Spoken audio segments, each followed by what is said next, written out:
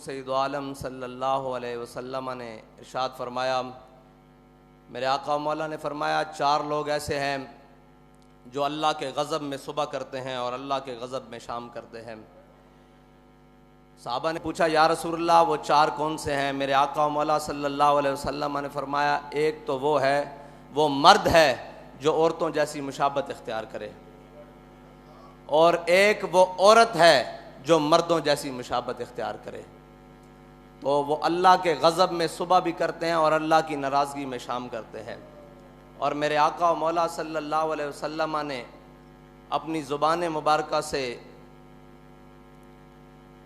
لعنت فرمائی ان مردوں پر بھی اور ان عورتوں پر بھی۔ میرے آقا و مولا صلی اللہ علیہ وسلم نے فرمایا المشتبہین من الرجال بالنساء، وہ مرد جو عورتوں جیسی صورت اختیار کرتے ہیں اور وہ عورتیں جو مردوں جیسی صورت اختیار کرتے ہیں، اللہ کی ان پر لعنت ہو۔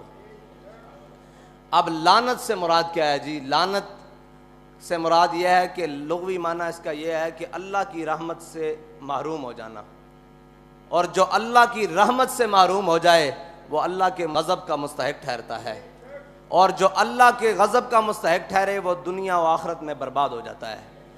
یہ ہے لعنت کا معنی۔ اور میرے آقا و مولا صلی اللہ علیہ وسلم وہ زبان جس کو سب کو ان کی کنجی کہیں، اس کی نافذ حکومت پہ لاکھوں سلام۔ اب جس زبان سے ان کے اوپر لعنت ہوئی ہے وہ تو قیامت تک برستی رہے گی۔ اور لعنت سے مراد آپ کو بتا دیا کہ لعنت سے مراد وہ اللہ کی رحمت سے محروم ہو گئے، اور جس کو میرے آقا و مولا اللہ کی رحمت سے محروم کریں اسے رب کی رحمت دلوانے والا اور کون ہوگا؟ اس کو قیامت تک اللہ کی رحمت کوئی نہیں دلوا سکتا۔ اور جو اللہ کے غضب کا مستحق ٹھہر جائے، میرے آقا و مولا صلی اللہ علیہ وسلم کی زبان مبارکہ سے اسے اللہ کے غضب سے بچا کون سکتا ہے؟ عطائے عرب، جلائے کرب، فیوز عجب، بغیر طلب، یہ رحمت رب ہے کس کے سبب؟ بے رب جہاں تمہارے لیے۔ یہ اللہ کی رحمت ہے ہی حضور کے سبب، اور اللہ کی رحمت کا سب سے بڑا مظہر میرے آقا و مولا صلی اللہ علیہ وسلم کی ذات ہے۔ اب جو میرے آقا و مولا صلی اللہ علیہ وسلم کی زبان مبارکہ سے جن پر لعنت ہوئی ہے، اور وہ کام کر کے کوئی سمجھے میں مسلمان بچ جاؤں گا یا میرا دین بچ جائے گا یا میں اللہ کی رحمت پالوں گا، وہ کبھی بھی نہیں پا سکتا۔ اب رہی بات، پوری دنیا میں ایک ڈھونگ رچایا گیا۔ وہ سب سے پہلے حقوق نسواں پہ ڈھونگ رچایا گیا جی، عورتوں کے حقوق۔ پھر اس کے بعد رچایا گیا جی اقلیتوں کے حقوق۔ پھر اس کے بعد ٹرانسجنڈر کہہ رہے ہیں آج لوگ کہ جناب یہ بہت بڑا مسئلہ بن گیا ہوا ہے۔ بھائی حق وہ ہے جو میرے آقا و مولا صلی اللہ علیہ وسلم کی شریعت انسان کو بھی دیتی ہے، جانور کو بھی دیتی ہے، چوپایوں کو بھی دیتی ہے۔ حقوق ان کے وہی ہیں جو میرے آقا و مولا صلی اللہ علیہ وسلم فرما گئے، اور شریعت سے ہٹ کر کوئی حقوق دینے آئے گا تو پھر اس کا انجام یہی ہوگا کہ عورتوں کو حقوق دینے لگے تو بے حیائی بڑھ گئی۔ بھائی جب عورتوں کو حقوق دینے کی باری آئی تو پھر بے حیائی بڑھائی گئی، عورتوں کو حق نہیں ملا۔ آج بھی کسی جا کے سمجھدار اور کسی بھی شعور رکھنے والے سے جا کر پوچھو، بلکہ شعور رکھنے والی خاتون سے جا کر پوچھو کہ تمہیں تمہارا حق ملا ہے، وہ کہے گی نہیں، میری تصویر اتار کر بورڈوں پر تو لگا دی گئی ہے لیکن مجھے میرا حق نہیں ملا۔ مجھے برہنہ تو کر دیا گیا ہے لیکن میرا حق نہیں ملا۔ مجھے جناب سٹاف تو رکھ لیا گیا ہے آفیسز میں، جناب چائے پلانے کے لیے اور ریسیپشن پر سامنے دکھانے کے لیے تو رکھ دیا گیا ہے لیکن میرا حق نہیں ملا۔ یاد رکھنا قیامت تک حق اسی کو ملے گا جو میرے آقا کا فرمان مانے گا، اور جو اس سے علاوہ حق ڈھونڈنے جائے گا پھر کے گلی گلی تباہ، ٹھوکریں سب کی کھائے کیوں، دل کو جو عقل دے خدا پھر تیری گلی سے جائے کیوں۔ حق وہی ہے جو میرے آقا و مولا صلی اللہ علیہ وسلم کے دین نے دیے، جو میرے آقا و مولا صلی اللہ علیہ وسلم کی شریعت نے دی۔ اب آ جائیں اقلیتوں کے حقوق پر۔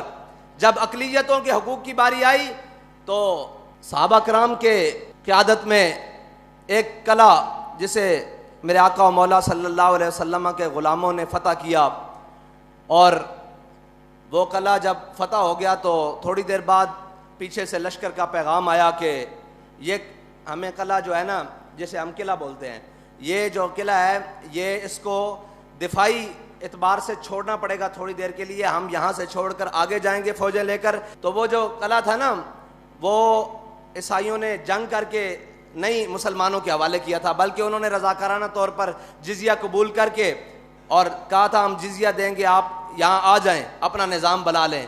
تو جب میرے آقا و مولا صلی اللہ علیہ وسلم کے غلاموں نے وہ قلعہ چھوڑنے کی بات کی نا تو انہوں نے کہا جی یہ آپ نے ہمیں پیسے دیے تھے، یہ سونا دیا تھا، یہ چاندی دیے تھے، یہ مال، یہ زر، یہ گھوڑے، یہ استبل، یہ محل، یہ سارا کچھ واپس لے لیں، ہم آپ کی حفاظت نہیں کر سکتے. ہم آگے جا رہے ہیں دشمنوں سے جنگ لڑنے کے لیے، واپس آئیں گے تو آپ سے بات ہوگی، تب تک کے لیے آپ اپنی امان میں رہیں، ہماری امان سے نکل کر.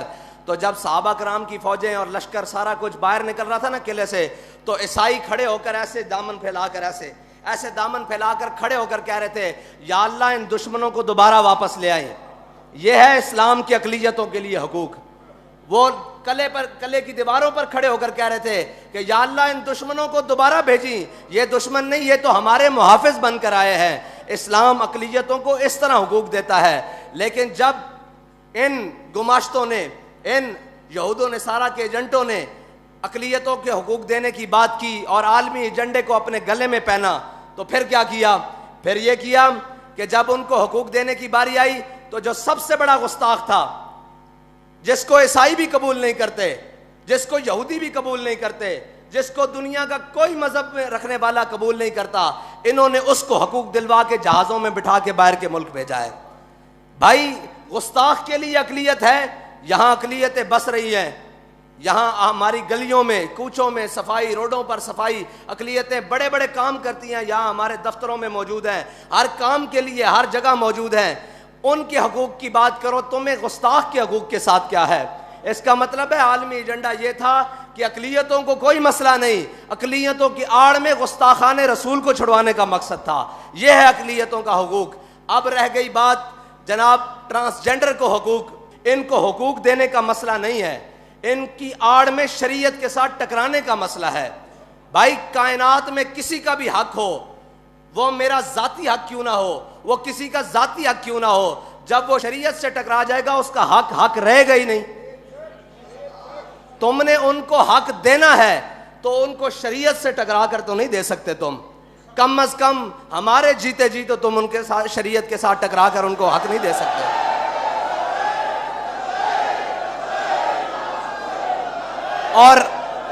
اور وہ حق رہا ہی نہیں جو شریعت سے ٹکرا جائے. اب تو وہ کفر بن گیا ہے جو شریعت سے ٹکرا کر ان کو حق دینے کی بات کرے.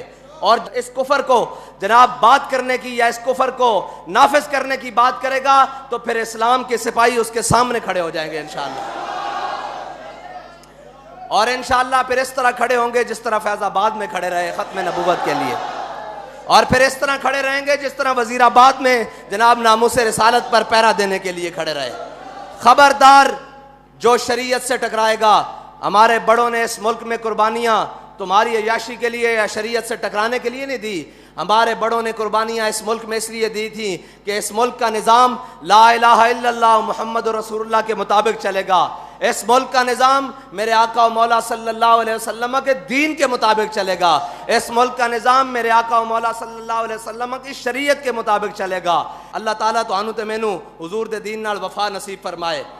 اور جناب حضور دے دین دی سربلندی واسطے سانو ہمیشہ میدان عمل چ رہن دی توفیق عطا فرمائے. جے اے بل واپس نہ ہویا تو انشاءاللہ پھر اے تا جے گل ہے نا.